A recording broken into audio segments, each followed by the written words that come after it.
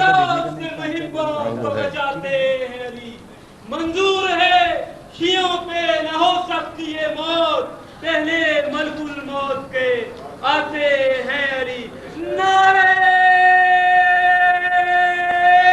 حیدری۔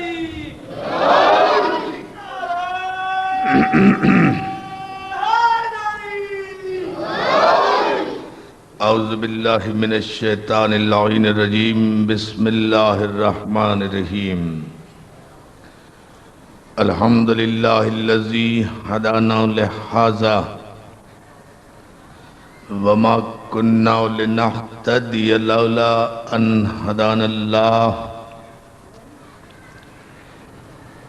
لقد جاءت رسل ربنا بالحق والصلاة والسلام والتحیت والاکرام علی سید اسلم ما فی الوجود، سر اللہ فی کل موجود، نقطۃ دائرۃ الوجود، صاحب لواء الحمد والمقام المحمود، سیدنا الممجد المصطفى الامجد، بشیرنا المعید ابو القاسم المحمد،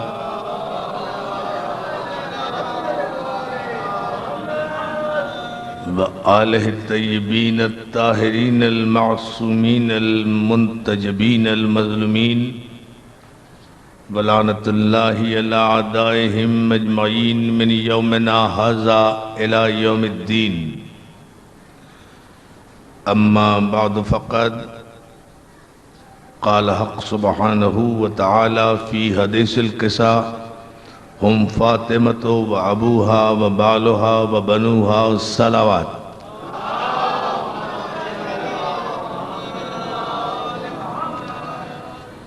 حاضرین گرامی قدر، اجزان محترم، دستہ پنجتنی کے زیر اہتمام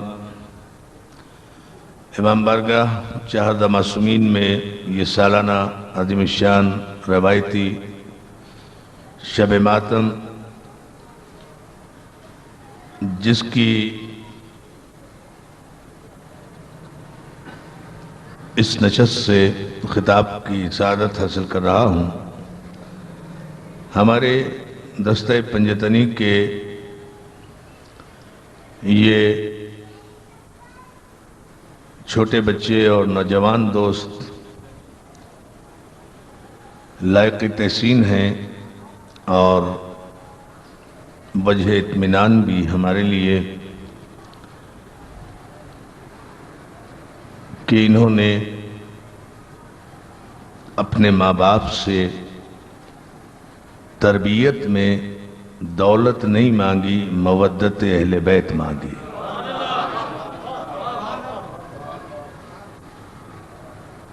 بچے اپنی فطرت کے اعتبار سے معصوم ہوتے ہیں۔ بڑی توجہ، چونکہ چھوٹے چھوٹے بچے بھی یہاں بیٹھے ہوئے ہیں، اس لیے کچھ باتیں ان کے لیے ابتدا میں ذرا سی۔ بچے اپنی فطرت کے اعتبار سے معصوم ہوتے ہیں، اور ان کی عصمت اور معصومیت کو فطرت کنٹرول کرتی ہے۔ بڑی توجہ، بچوں کی معصومیت کو، ان کی طفلی کو، ان کے بچپنے کو، ان کے عادات و اطوار کو براہ راست فطرت کنٹرول کرتی ہے۔ اور فطرت اس قانون قدرت کو کہتے ہیں جس میں کوئی تبدیلی نہیں آتی۔ وہ قانون ہے فطرت جس میں کوئی تغیر نہیں ہوتا، کوئی تبدیلی نہیں ہوتی۔ تو بچے معصوم ہوتے ہیں، اور جب تک وہ سن بلوغ تک نہیں پہنچتے اس وقت تک ان کے کردار و افعال کی تمام تر ذمہ داری فطرت پر ہوتی ہے، اور فطرت کا خالق ان کا نگہبان ہوتا ہے۔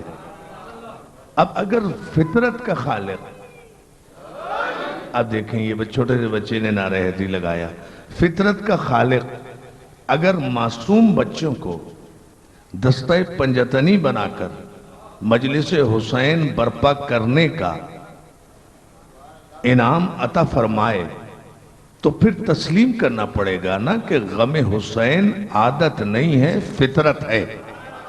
صلوات بھیجے محمد والے محمد پر، یہ بنیاد ہے۔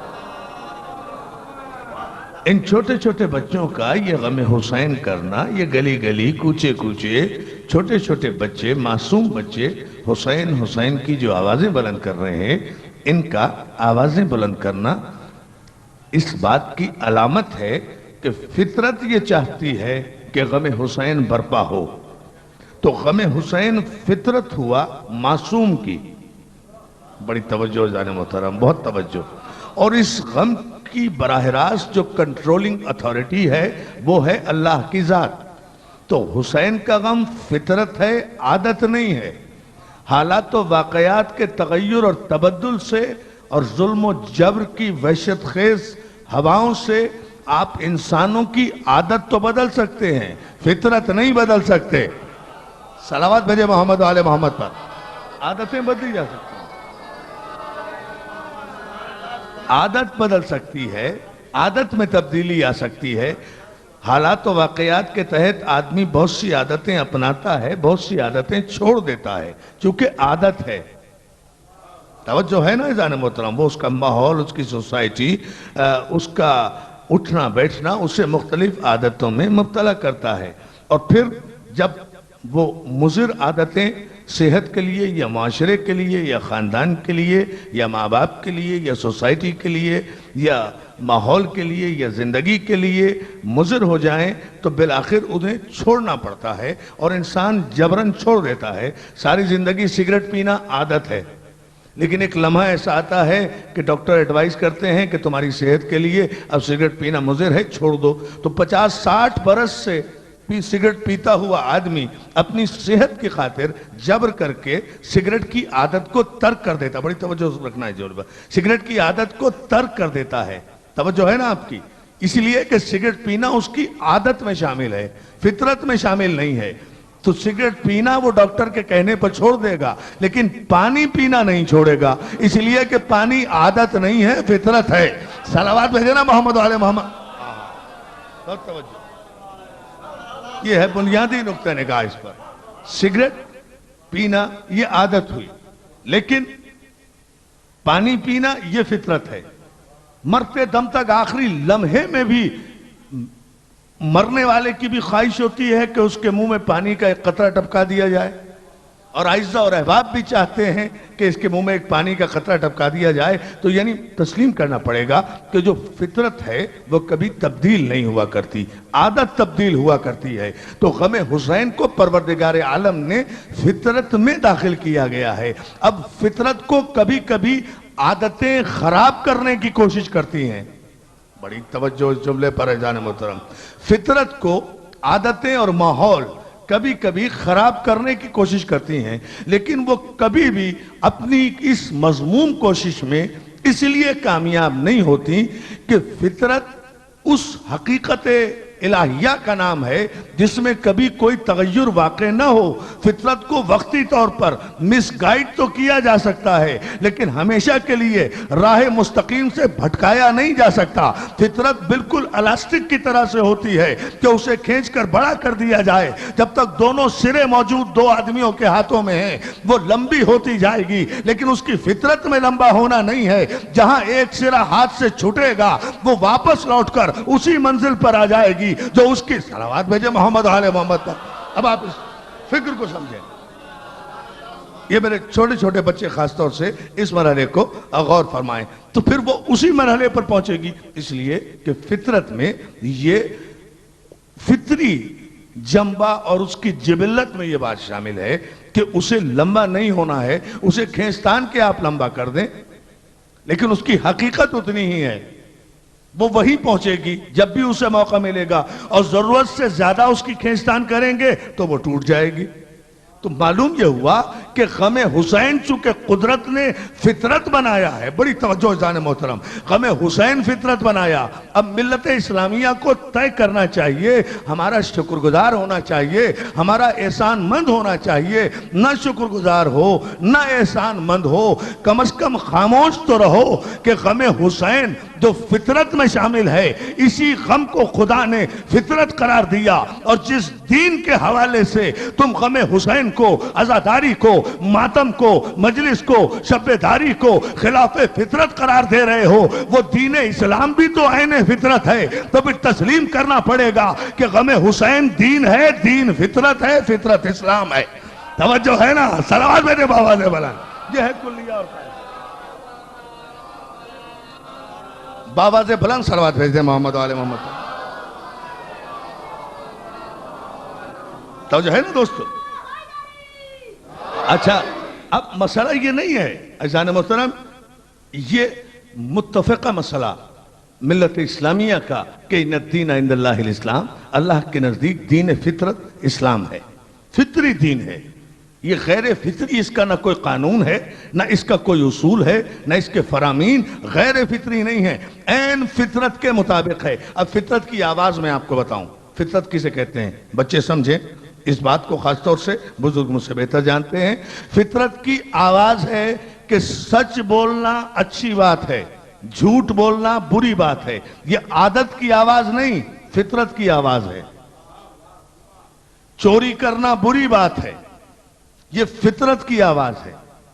ظلم کرنا بری بات ہے، یہ فطرت کی آواز ہے۔ ظالم سے نفرت کرنا فطرت ہے، مظلوم سے حمایت کرنا فطرت ہے۔ انسان پیدا ہوا دین فطرت پر۔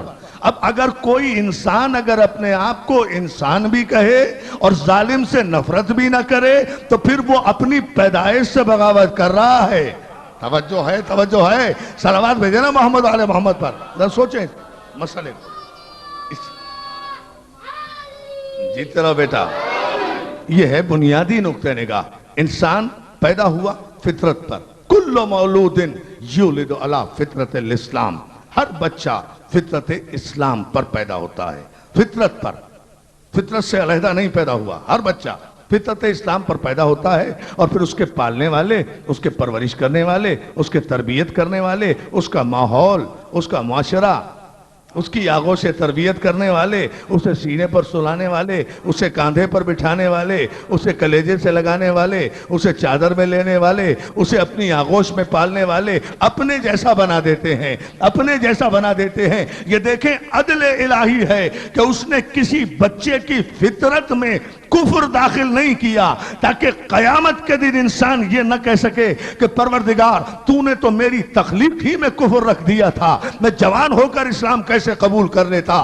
پروردگار نے اپنے دامن عدل پر کوئی دھبا نہیں آنے دیا، اس نے اعلان کیا بزبان رسالت کہ نہیں، ہم نے ہر انسان کو فطرت اسلام پر پیدا کیا ہے۔ تو ظاہر ہے جو فطرت اسلام پر پیدا ہوگا وہ مسلمان پیدا ہوگا۔ عزیزان محترم، پھر اس کے پالنے والے اسے یہودی بنائیں گے، نصارہ بنائیں گے۔ آپ نے غور ہی نہیں کیا جملے پر، پالنے والے بنائیں گے نا یہودی، پرورش کرنے والے بنائیں گے نا نصارہ۔ اب بچہ جب یہودی کے گھر میں پیدا ہوا تو مسلمان تھا، نصارہ کے گھر میں پیدا ہوا تو مسلمان تھا، ہندو کے گھر میں پیدا ہوا تو مسلمان تھا، شیعہ کے گھر میں پیدا ہوا تو مسلمان تھا، سنی کے گھر میں پیدا ہوا تو مسلمان تھا۔ جب بچہ جس گھر میں پیدا ہوا وہ مسلمان پیدا ہوا، پالنے والوں نے اسے اپنے جیسا بنا دیا۔ تو عزیزان محترم، اب یہاں اتنی بات تو طے کر لینے چاہیے کہ ہمارے ماں باپ نے ہمیں اپنی آغوش میں حسین حسین کرنا سکھایا، دودھ پلایا تو حسین حسین کہہ کر، گھٹنیوں چلایا تو حسین حسین کہہ کر، آگے بڑھایا تو حسین حسین کہہ کر، ماتم کرایا تو حسین حسین کہہ کر، دعائیں دی تو حسین حسین کہہ کر۔ تو ہمارے ماں باپ نے نہ اپنی تخلیق پر کوئی داغ آنے دیا، نہ ہماری تربیت پر کوئی دھبا آنے دیا۔ صلوات بھیجے بابا سے بلند محمد علیہ محمد۔ اور دیکھیے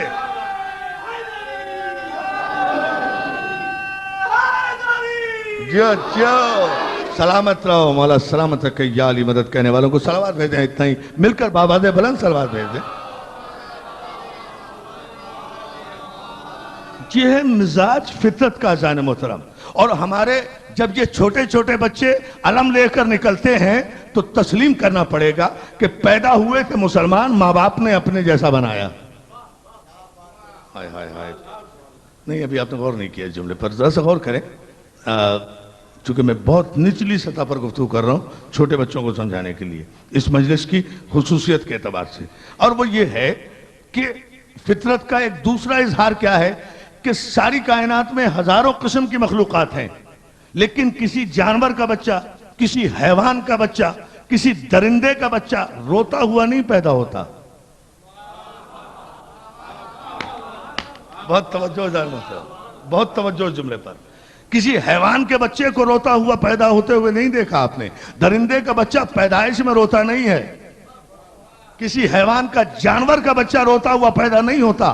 انسان کی فطرت میں رونا شامل کیا گیا، اس لیے انسان کا بچہ پیدا ہوتے ہی اگر نہ روئے تو ماں باپ رونے لگتے ہیں. یعنی یہ اعلان ہوتا ہے اس بات کا، بچہ رویا کیوں نہیں، بچہ رویا کیوں نہیں. مولانا پریشان ہیں، مغموم کھڑے ہیں. مولانا کیوں پریشان ہیں؟ کہ اللہ نے نوازا، بیٹا عطا کیا، مگر بیٹا رو نہیں رہا ہے. تو کیا ہوا پھر، آپ کیوں رو رہے ہیں؟ کہا رونا دلیل حیات ہے، بچہ رو پڑے تو پتہ چل جائے گا کہ زندہ ہے یا مردہ ہے. تو مولانا کمال ہے، بچہ اگر پیدا ہوتے ہی نہ روئے تو آپ رونے لگتے ہیں، اور ہم غم حسین میں روئے تو آپ فتویٰ دیتے ہیں.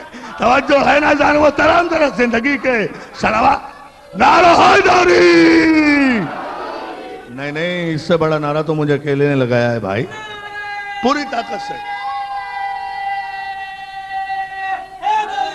جی بیٹا توجہ ہے نا آپ کی؟ مولا آپ کو سلام. اتنی بلند صلوات بھیجیں آپ محمد عالم. اب یعنی حقیقت کو تسلیم کیا نا، حقیقت کو تسلیم کیا. جانور بچہ دے رہا ہے تو کوئی مولانا کو پریشانی نہیں ہے، روئے یا نہ روئے. حیوان بچہ دے رہا ہے، کوئی پریشانی نہیں ہے.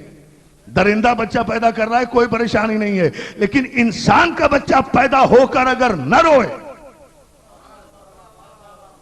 تو یہ تسلیم کر لیتے ہیں ماں باپ کے بچہ زندہ نہیں ہے. تو دوستو پھر آج کی مجلس کا فیصلہ کن جملہ کہہ دوں تو تسلیم کرے نا دنیا کہ اگر دین اسلام فطرت ہے اور انسان کی پیدائش فطرت پر ہے تو پھر رونا نہ کسی کی ضد میں ہے. توجہ ہے نا جان محترم؟ رونا نہ کسی کی ضد میں ہے، نہ کسی کے فتوے کی وجہ سے ہے، نہ کسی کی روک ٹوک کی وجہ سے ہے. رونا انسانیت ہے، زندگی کی دلیل ہے. تو بچہ اگر رو پڑا تو زندہ باد، نہ رویا تو مردہ باد. مردہ ہو گیا نا، جو مردہ ہو گیا وہ مردہ باد نا، اور جو رو پڑا وہ زندہ باد نا. تو جو بچہ پیدا ہو کر نہ روئے وہ مردہ باد کہلاتا ہے. تو بڈھا مولوی اگر بڑا ہو کر بھی نہ روئے یا رونے پر پابندی لگا دے تو وہ بھی تو پھر مردہ باد ہی ہوگا نا. اسی لیے پیمانہ بنا ہے کہ حسینیت زندہ باد ہے، اس لیے کہ رونے کا تسلسل حسینیت سے ہے. صلوات بھیجیں بآواز بلند محمد آل محمد پر. فطرت ایک اصول،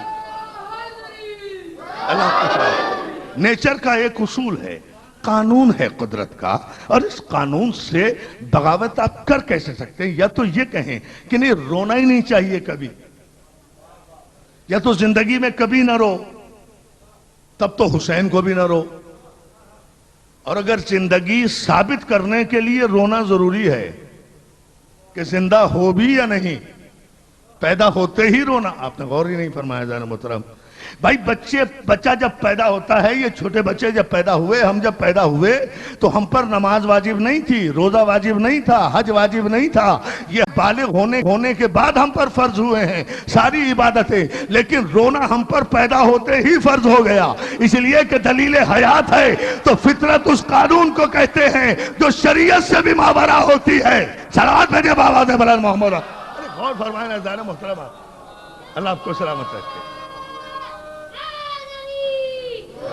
مولا سلامت رکھے یا علی مدد کہنے والوں کو. توجہ ہے نا؟ یہ ہے بنیادی نقطہ نگاہ جسے دیکھنا چاہیے اور سمجھنا چاہیے. عزیزان محترم آپ دیکھیں دنیا اب تو خیر بڑی حرص و ہوس میں اور تقلید اور ضد اور ہٹ دھرمی میں دنیا بہت آگے بڑھ گئی ہے، مختلف ناموں سے مختلف انجمنیں بنانا شروع کر دی ہیں عزیزان محترم، لیکن ہر انجمن کے پس منظر میں آپ جتنی دنیا کی بڑی بڑی انجمنیں ہیں، چاہے وہ مقامی انجمنیں ہوں یا بین الاقوامی انجمنیں ہوں، بڑی بڑی انجمنوں کے پس منظر میں آپ کو ابو جہل بولتا ہوا نظر آئے گا، علم نظر نہیں آئے گا، لیکن ہمارے بچے بھی اگر نام رکھیں گے تو دستہ پنجتنی نام رکھ کر اپنی تخلیق کی تصحیح کا اعلان کریں گے کہ ہم اپنی خلقت اور فطرت سے بغاوت نہیں کر رہے ہیں۔ اگر چند بچے جمع ہوئے ہیں، سرپرست ان کے بڑے ہوں گے، احسن حیدر صاحب ہوں گے، نواب بھائی ہوں گے، یہ سرپرست ہیں، لیکن بچے دستہ پنجتنی نام رکھ کر اعلان کر رہے ہیں کہ جہاں سے آغاز حیات ہے انہیں پنجتن کہتے ہیں۔ تو اگر زندہ رہنا ہے، توجہ ہے نا عزیزان محترم، صلوات میں دینا محمد و آل محمد پر، آپ یہ دیکھیں یہ بنیاد ہے آغاز حیات۔ بھئی آپ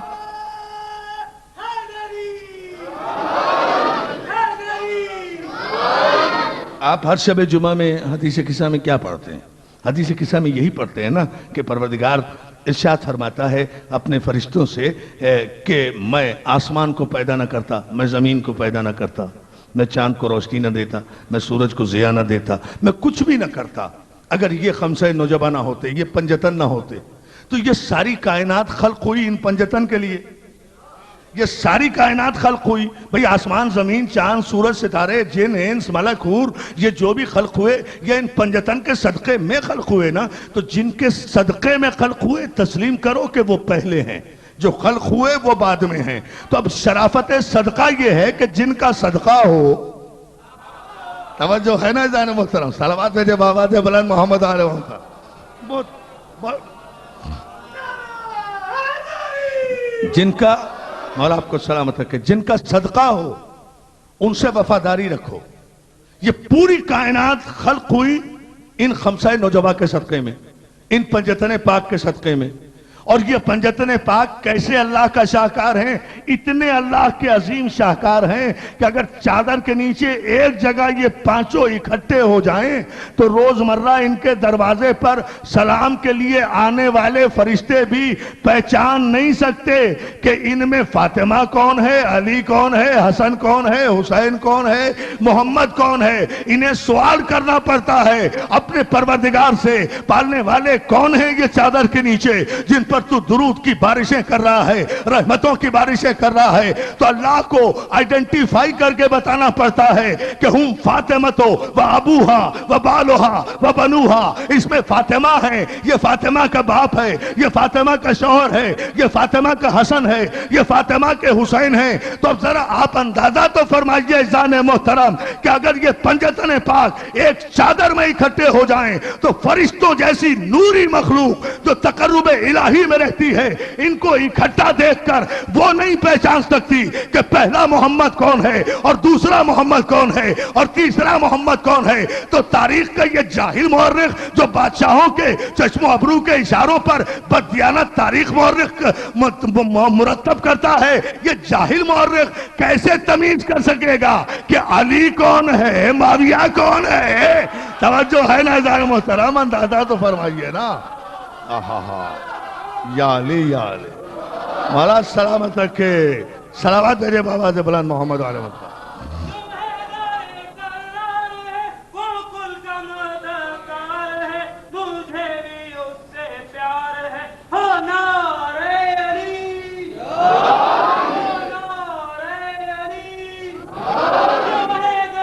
جیو بیٹا جیو جیو جیو مل کر۔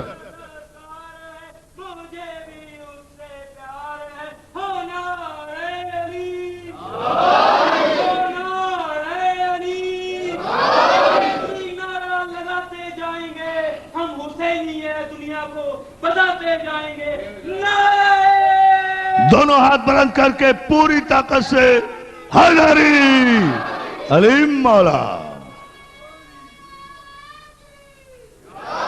مولا آپ کو سلامت رکھے۔ یہ ہے کلیہ۔ بھئی یہ 5 تن اگر ایک چادر میں آئے، آپ مجھے بتائیے، روزمرہ کے دیکھنے والے ہیں فرشتے، تو یہ فرشتوں نے سوال کیوں کیا؟ پالنے والے کون ہیں یہ چادر کے نیچے؟ یہ سوال کرنے کی ضرورت کیوں پیش آئی فرشتوں کو؟ یعنی نور سارے اجزائے نور جب اپنے مرکز محمد مصطفیٰ سے متصل ہو گئے تو زمین والے تو کیا آسمان والے نہیں پہچان سکے کہ ان میں پہلا محمد کون ہے، دوسرا محمد کون ہے۔ بقول کسی شاعر کے کہ خالق نے کچھ اس طرح سنوارے ہیں محمد، توجہ، بڑی توجہ، بڑی توجہ، تو خوبصورت چار مصرے میں آپ کی نظر کر رہا ہوں۔ خالق نے کچھ اس طرح سنوارے ہیں محمد، ہر دور میں ہر شخص کو پیارے ہیں محمد، ہر دور میں ہر دور میں ہر دور میں ہر شخص کو پیارے ہیں محمد۔ اکثر در زہرا پہ یہ جبریل نے سوچا، پیغام کسے دوں کہ یہ سارے ہیں محمد۔ توجہ ہے نا جان محترم، یا علی یا علی یا علی، صلوات بھیجے نا محمد آل محمد پر۔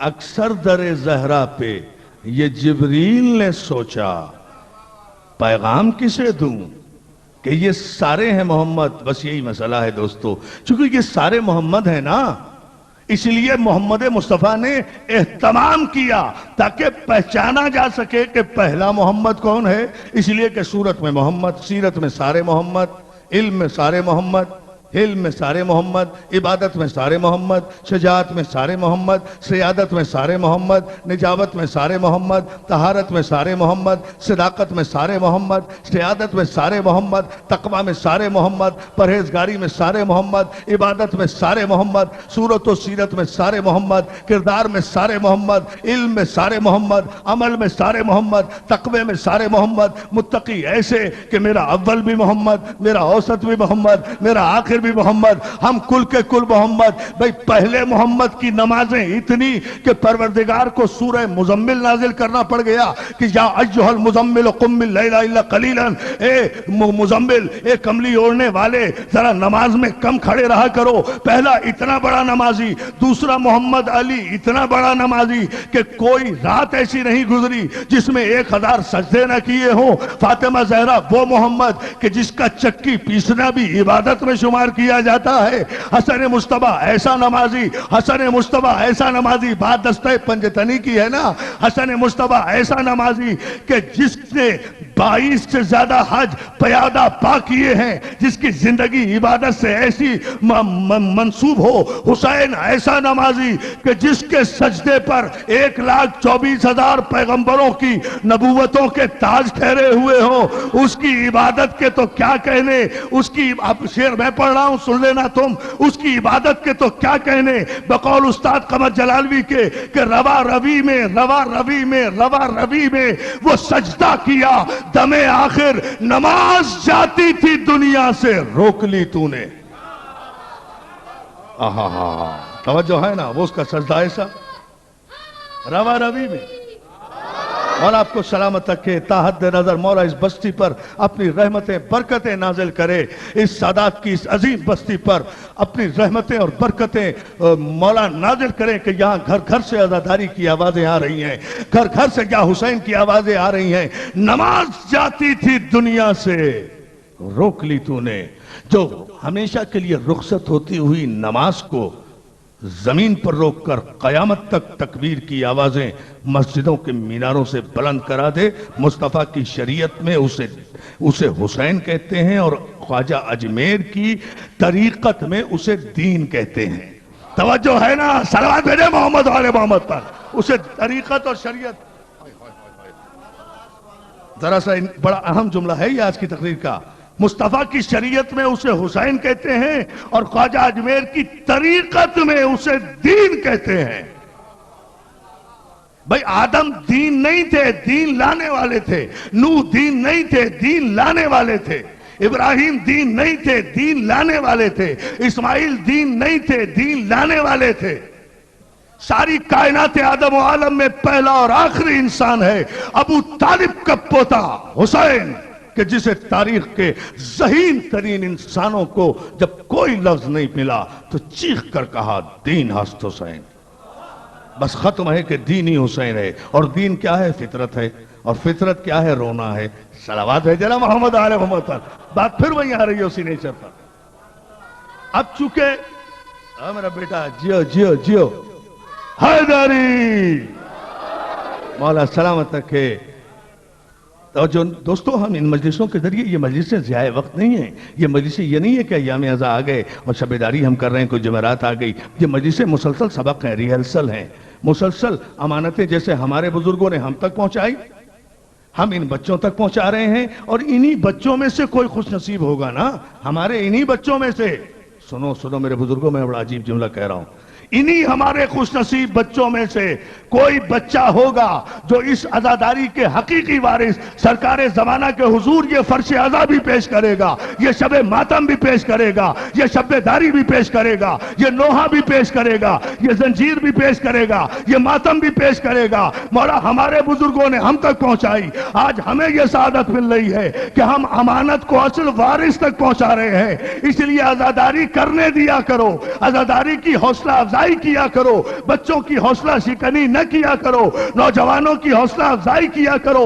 1400 برس سے یہ عزاداری درباروں اور حکومتوں کے ذریعے سے نہیں آئی ہے، بلکہ ماں باپ کے خون کی شرافت کی ترازو پر تل کر امانت کی طرح ہم تک پہنچی ہے. اور چونکہ امانت کو معصوم کی بارگاہ میں جانا ہے، اس لیے پاکیزہ ہی رہنا چاہیے.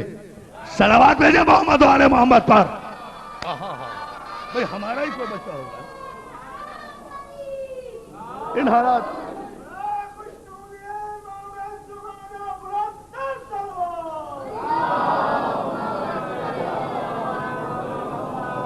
مولا آپ کو سلامت رکھے. بہت خوبصورت انداز میں آپ اس خصوصی عنوان کی خصوصی مجلس کو سماعت فرما رہے ہیں. یہ عزاداری، یہ امانت ہے.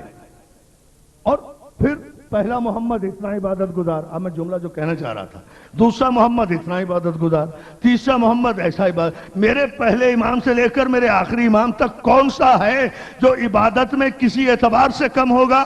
لیکن سید الساجدین صرف ایک. جب آپ کہیں گے نا سید الساجدین تو حسین کا تصور نہیں آئے گا ذہن میں. جب آپ کہیں گے سید الشہداء تو علی کا تصور نہیں آئے گا ذہن میں. جب آپ کہیں گے حیدر کرار تو حسن کا تصور نہیں آئے گا ذہن میں. بڑی توجہ زانہ محترم، یہ اہل بیت طاہرین کا احسان ہے ہم پر کہ ان میں سے چونکہ سب کے سب محمد تھے اور سب کے سب کی اصل بھی ایک تھی، نسل بھی ایک تھی، حسب بھی ایک تھا، نسب بھی ایک تھا، صورت بھی ایک تھی، سیرت بھی ایک تھی، کوئی پہچان نہیں سکتا تھا. اور پیغمبر دیکھ چکے تھے کہ ایک رات سلا دیا تھا ایک محمد کو بستر پر اور ایک محمد چلا گیا تھا. تو روزمرہ کے دیکھنے والے ابو جہل پہچان نہیں سکے کہ بستر پہ کون سا محمد سو رہا ہے، نبی سو رہا ہے یا علی سو رہا ہے. اسی لیے پیغمبر اسلام نے اس ترتیب کی آسانی کے لیے، تاکہ ہم یہ پہچان سکیں کہ ہمارا پہلا کون سا ہے، ہمارا دوسرا کون سا ہے، ہمارا تیسرا کون سا ہے. کسی کو حسن مصطفیٰ بنا دیا، کسی کو سید الشہداء کہلا دیا، کسی کو باقر العلوم کہلا دیا، کسی کو سید الساجدین کہلا دیا، کسی کو صادق آل محمد کا لقب دے. صلوات بھیجے نا. یہ ہے القابات، تاکہ القابات سے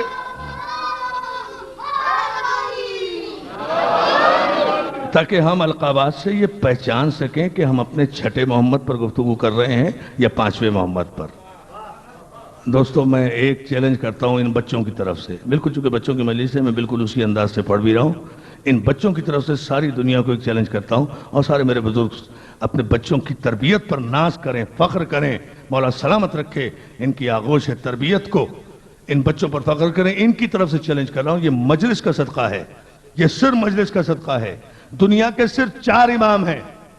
سارے دنیا کے بڑے بڑے مولویوں سے پوچھ لو، اگر ترتیب کے اعتبار سے بتا دیں کہ امام مالک پہلے تھے یا امام شافعی، امام احمد بن حنبل پہلے تھے یا امام اعظم، ترتیب کے اعتبار سے بڑے بڑے دنیا کے علماء اپنے 4 امام نہیں بتا سکتے. میرا 4 برس کا بچہ اپنے 12 کی تربیت میں غلطی نہیں کرے گا، پہلے کو دوسرا نہیں کہے گا، دوسرے کو تیسرا.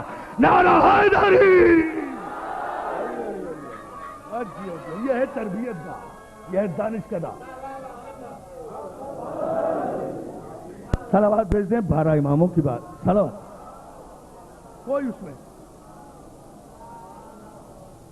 یہ ہے ان مجلسوں کی تربیت، یہ ہے ماں باپ کی آغوش تربیت، یہ ہے فطرت کہ یہاں 12 امام ہیں، کسی بچے کو اٹھا لو اس مجلس میں سے، میں ان کی طرف سے اعتماد کر کے کہتا ہوں، اور ان سے پوچھو بیٹا 12 اماموں کے نام بتاؤ، تو 8ویں کا نام 7واں نہیں بتائے گا، 7ویں کا 6واں نہیں بتائے گا۔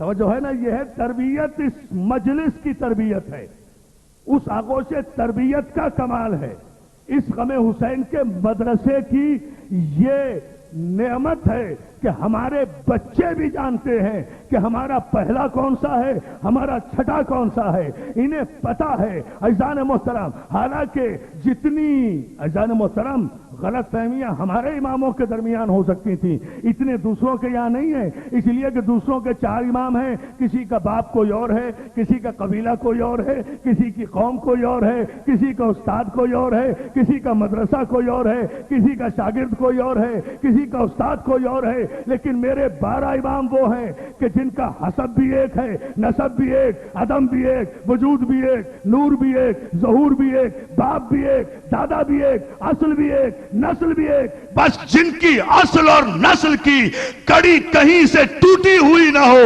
اسے شریعت جعفریہ میں امام کہا جاتا ہے۔ صلوات بھیجے بآواز بلند محمد اور محمد پر، یہ ہے بنیاد۔ وَجَعَلْنَاهُمْ أَئِمَّةً يَهْدُونَ بِأَمْرِنَا، اور ہم نے مقرر کیا ہے ان اماموں کو ہدایت کے لیے اپنے امر سے، اپنے امر سے، جو ہمارے آپ نے غور نہیں کیا، جو ہمارے امر سے ہوں وہ امام ہیں۔ یا علی یا علی یا علی۔ دامن وقت میں گنجائش بہت کم ہے اور مجھے جانا ہے کراچی سے باہر، ابھی ان بچوں کے لیے خاص طور سے میں رکا تھا اس وقت، لیکن یہ جملہ میں ضرور کہنا چاہوں گا عزیزان محترم اس مسئلے پر کہ جنہیں اللہ اپنا امر عطا کرے وہ امام کہلاتا ہے، جنہیں اللہ اپنا امر عطا کرے، جو امر اللہ ہو۔ اسی لیے دنیا میں کوئی صاحب امر نہیں۔ جب آپ کہیں گے صاحب امر تو صرف ہمارا آخری امام ذہن میں آئے گا اور کوئی نہیں آئے گا۔ آپ یہ دیکھیں دنیا ٹھوکریں کھا رہی ہے، 1400 برس سے ایک آیت کے آخری ٹکڑے پر کسی نے آج تک عمل نہیں کیا۔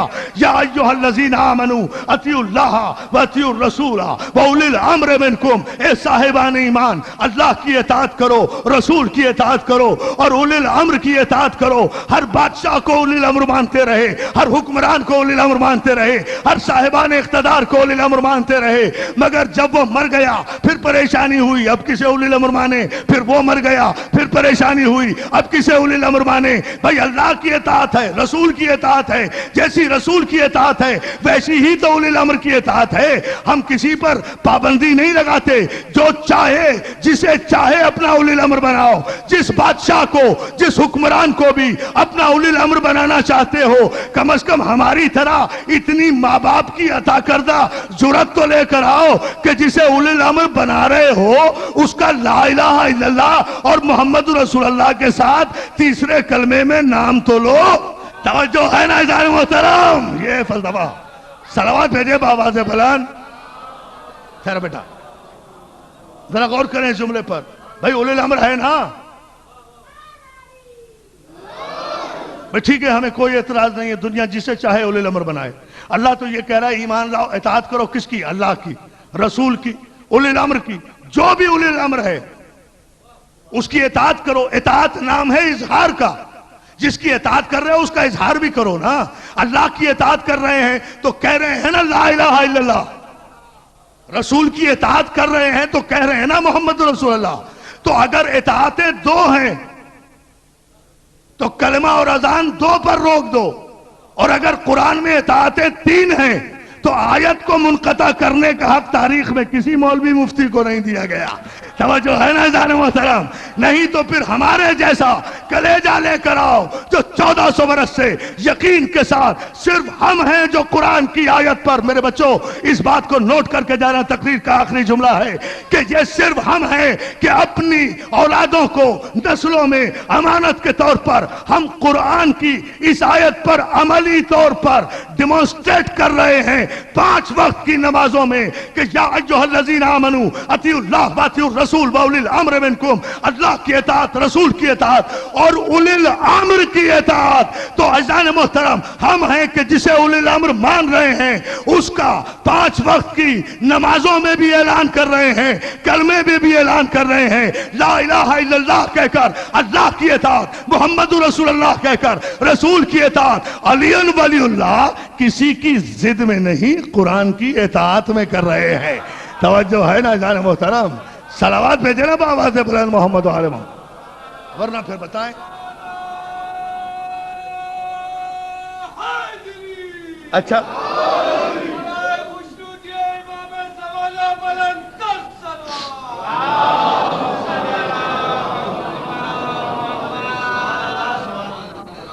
सब अगर आप कहें कि जी बस उलिल अम्र तो सिर्फ रसूलुल्लाह थे, उनके बाद अब कोई नहीं है, तो फिर आयत क्यों है? आयत तो आज के साहिबान ईमान से भी खिताब कर रही है कि उलिल अम्र की इताअत करो। जब अगर उलिल अम्र से मुराद साहिब हुकूमत ही है तो फिर हस्ब इख्तलाफ का वजूद क्यों है? ये कुरान के खिलाफ हो गया। और अगर हर हुक्मरान उलिल अम्र है बदबख्त, तो फिर हर उलिल अम्र का ऐलान करो अजान में, कलमे में, अल्लाह रसूल के साथ। किसी एक का नाम तो लो, अगर दायरा ईमान से बाहर ना हो जाओ तो मेरा जिम्मेदारी, बगैर किसी फतवे के किसी का भी नाम ले लो। 1400 बरस में जितने हुक्मरान आए हैं उलिल अम्र कहकर कलमे या अज़ान में उनका नाम ले लो, दायरा ईमान से खुद ब खुद बाहर चले जाओगे।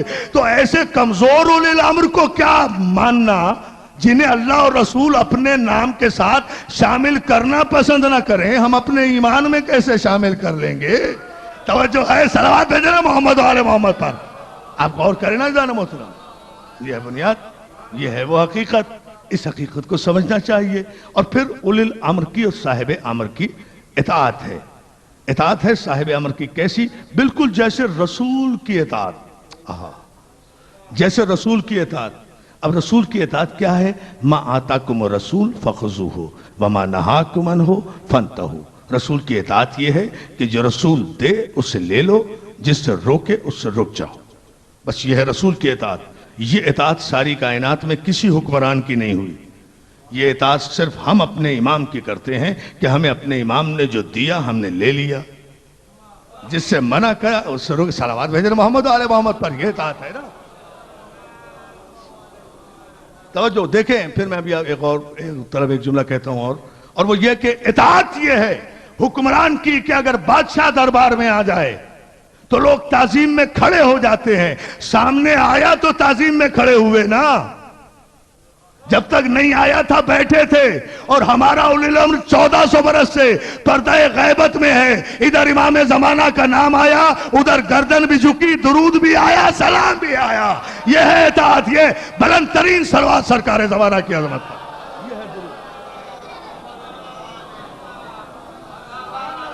जो है ना, ये है इताअत मुतलका। इताअत उसे कहते हैं जो मुसलसल जारी रहे, जिसमें गैप ना हो, इंटरवल ना हो, झटका ना हो, वक्फा ना हो, एक लम्हे के लिए वक्फा ना हो। जो आयत को जिंदा रखे उसे इमाम कहते हैं।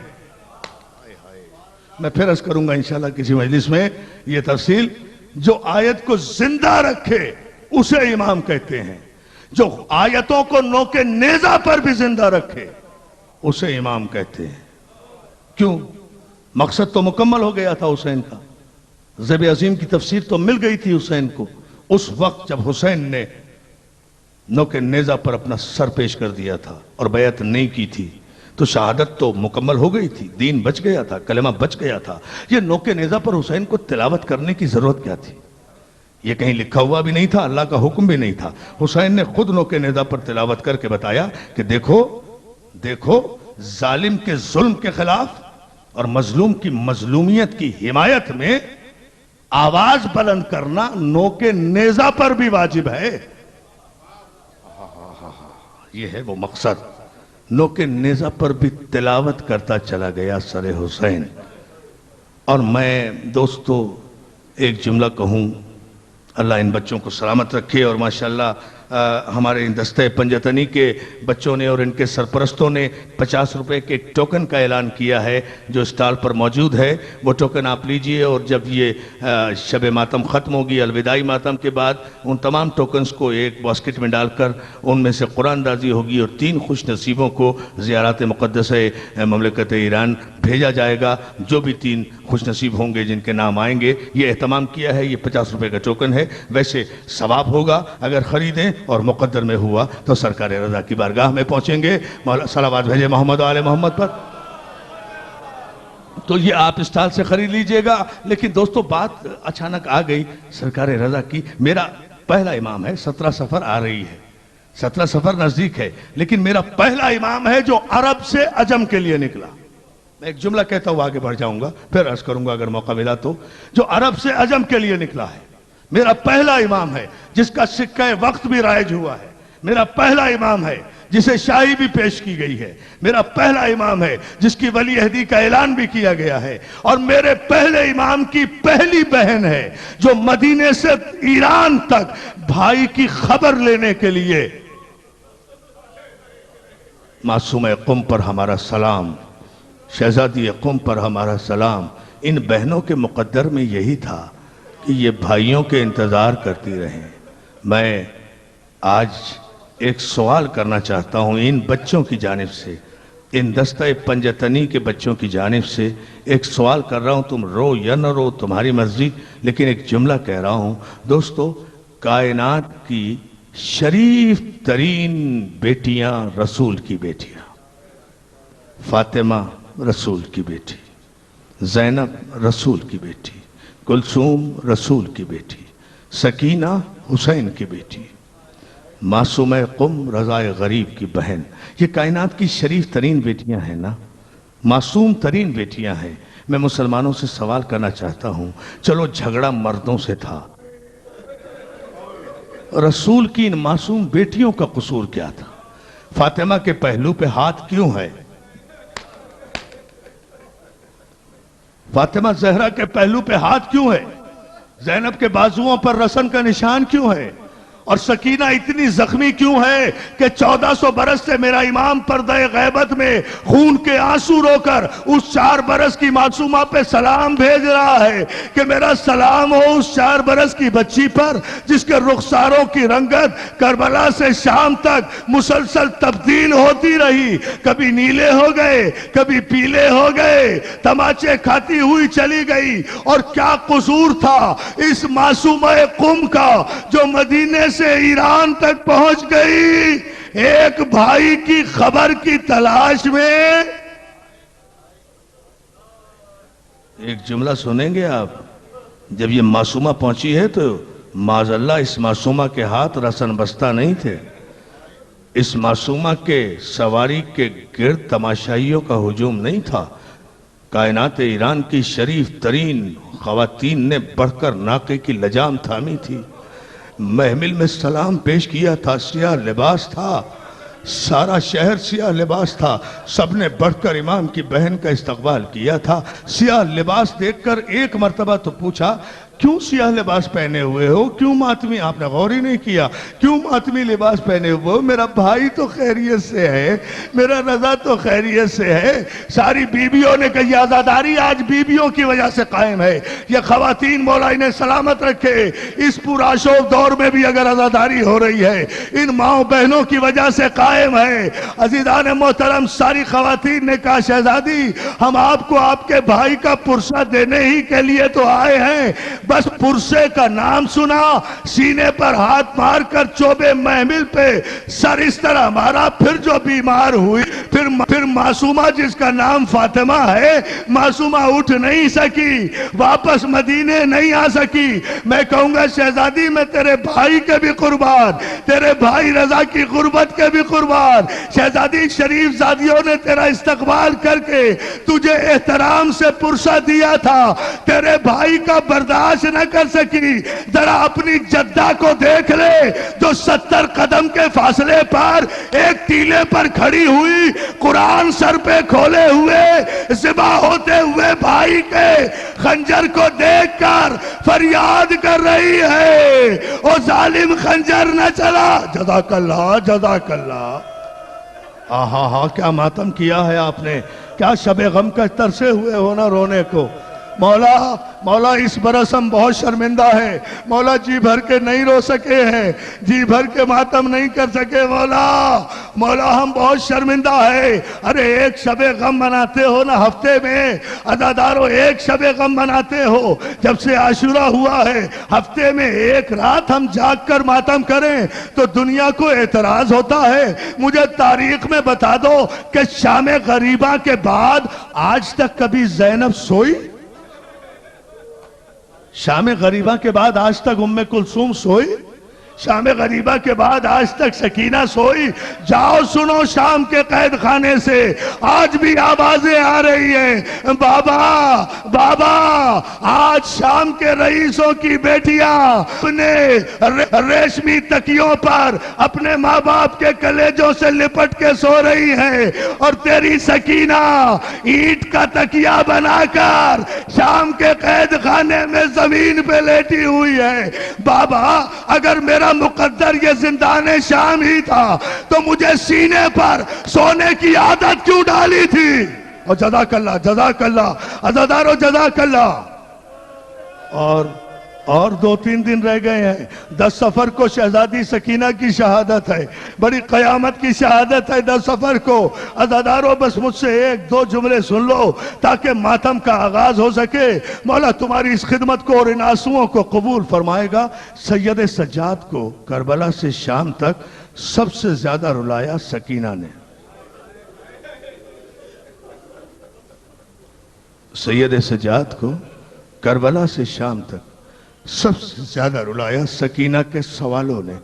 جب بھی قافلہ منزل لیتا، جب قافلہ رکتا، سکینہ دوڑ کر بیمار بھائی کے پاس آتی، قریب آ کر کہتی بھائیا ذرا اپنے پاؤں تو ادھر لاؤ۔ سید سجاد اپنے پاؤں بہن کی طرف بڑھا دیتے، سکینہ اپنے چھوٹے چھوٹے ہاتھوں سے بھائی کے پاؤں میں چبھے ہوئے کانٹے نکالتی جاتی۔ بھائیا کچھ آرام آ رہا ہے؟ بھیا کچھ آرام، آپ نے سن لیا عزادارو، میں نے مجلس پڑھ لی، بھیا کچھ آرام آ رہا ہے۔ بیمار سجاد کو جب سکون ملتا تو سکینہ اتنا زخمی سوال کرتی کہ 40 برس تک میرا مولا شام کو رویا ہے، اسی لیے رویا ہے۔ سکینہ آسمان کی طرف رخ کر کے کہتی بھیا سجاد شام کو یہ پرندے کہاں واپس جاتے؟ اگر سمجھ گئے تو ماتم کرو عزادارو، سمجھ گئے تو رو، ساری رات رونا ہے۔ بھیا سجاد شام کو یہ پرندے کہاں واپس جاتے ہیں؟ سید سجاد کہتے سکینہ شام کو پرندے اپنے گھروں میں واپس جاتے ہیں، اپنے بسیروں میں واپس جاتے ہیں۔ سکینہ تڑپ کے کہتی بھیا کوئی شام ایسی آئے گی کہ ہم بھی مدینے جائیں گے، ہم بھی اپنے گھر جا۔ عزادارو ماتم کرو۔ ارے جتنی تمنا سکینہ کو مدینے کی تھی وہی سکینہ مدینے نہ جا سکی، ہر بی بی شام سے رہا ہو گئی۔ جزاک اللہ، جزاک اللہ۔ بس آخری جملہ اور میں مجلس ختم کر رہا ہوں۔ عزادارو اسی پر ماتم ہو جائے گا۔ مولا تمہیں سلامت رکھے۔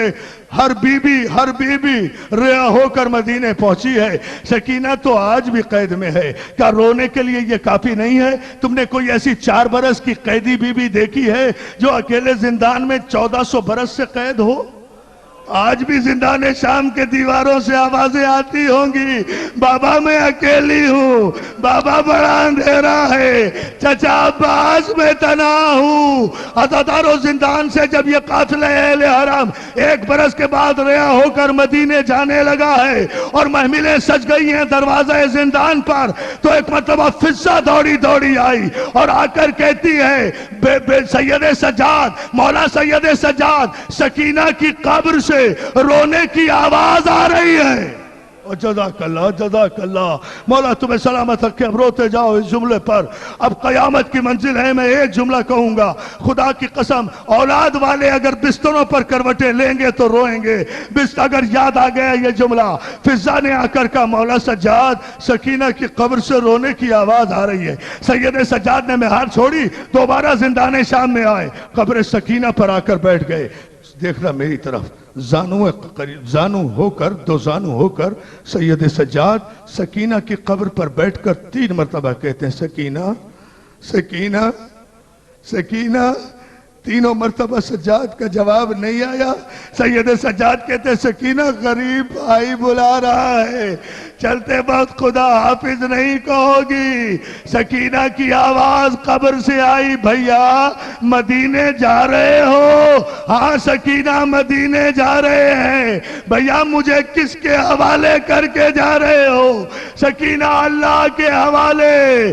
سکینہ کی قبر سے آواز آئی, بھیا تمہارا قافلہ بھی اللہ کے حوالے, مگر جب مدینے ماتم کرو, جب مدینے پہنچو تو سکینہ کا پیغام میری بہن سغرا کو دے دینا اور کہنا فاطمہ سغرا سکینہ نے کہا تھا اچھا ہوا جو تم مدینے سے کربلا نہیں آئی.